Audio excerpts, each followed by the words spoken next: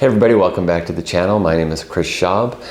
Today we have the Tony Rice Unit, Mara West. If you like the channel, comment, subscribe, share with your friends. My goal is to get more people to listen to jazz. So this is a jazz channel. Why are you playing a bluegrass record?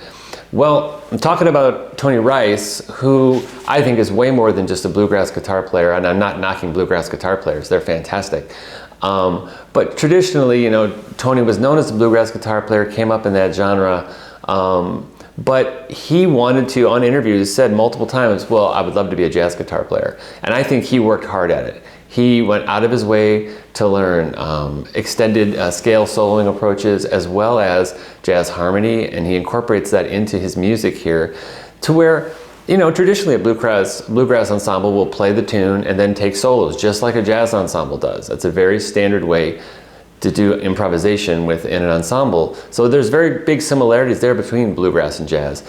I think my case would be that in order for it to be jazz, it has to sound like music from the jazz tradition a bit. So more altered chords, more extended chords, a little bit more of a swing to the rhythm maybe.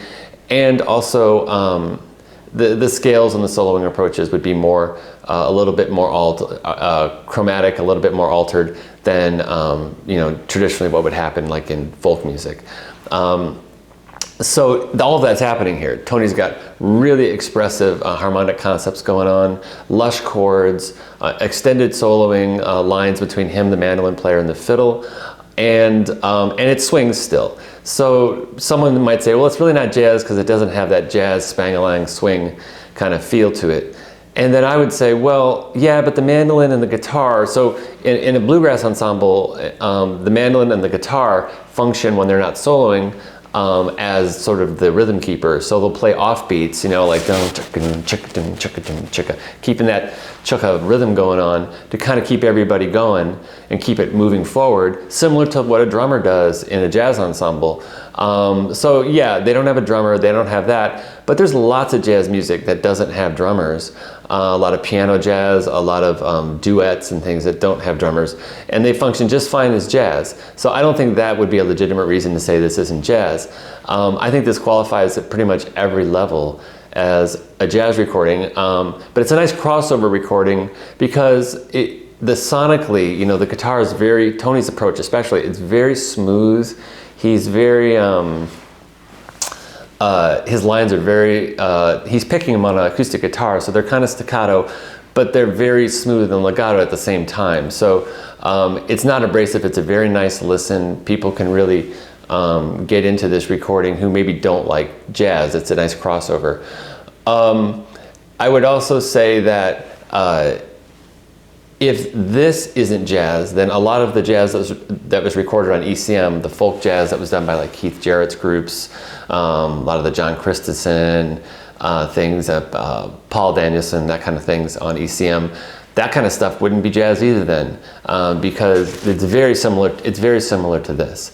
So I think you've got to say Mara West is a great jazz effort by the Tony Rice Unit. So let's go through some of the standout tunes on the record. So all the songs on the record were written by Tony Rice, except for Nardis, which is a Miles Davis composition, okay? And I want to point out, I've played Nardis a lot as a drummer, and I've heard a lot of versions of it. Usually it's like piano or a horn taking the melody, but in this case the melody's being played by Richard Greene on violin, and it's really nice. It actually changes the character of the tune and makes it a little bit more haunting. It's already kind of a haunting melody, but I think it really does something to the song that's kind of unique. So definitely listen to Nardis. It's the second track on the record.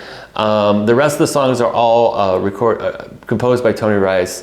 Waltz For Indira is another beautiful one on here. And I like Is That So? Begins the second side of the record, side B. The players are Tony Rice on acoustic guitar, Richard Greene on violin, Todd Phillips on bass, Sam Bush on mandolin. Sam Bush is a monster mandolin player if you don't know who he is.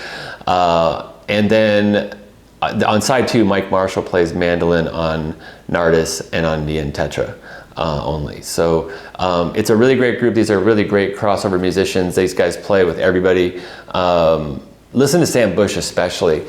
The mandolin's a really hard instrument to get any kind of like sustain and like beautiful tone out of, because it's so small and it's a short scale length, and he's got really, really nice smooth lines to complement Tony Rice's playing. This copy is a vinyl copy that I found from 1980. They're kind of hard to find on Rounder Records, so you might not find a vinyl copy. If you can get this one, it sounds great. They did a great job on it. But I'm going to put a link to where you can purchase it, as well as a link to where you can stream it in the description, along with some notes from this talk will be in there as well. But hopefully you can check out Mara West today, and maybe it'll accompany you during your day, or you can sit down and take some time. If you liked this talk and it was helpful for you, please comment and subscribe. If you don't think this is jazz, well, let me know in the comments. We can go back and forth a little bit. Have a great day.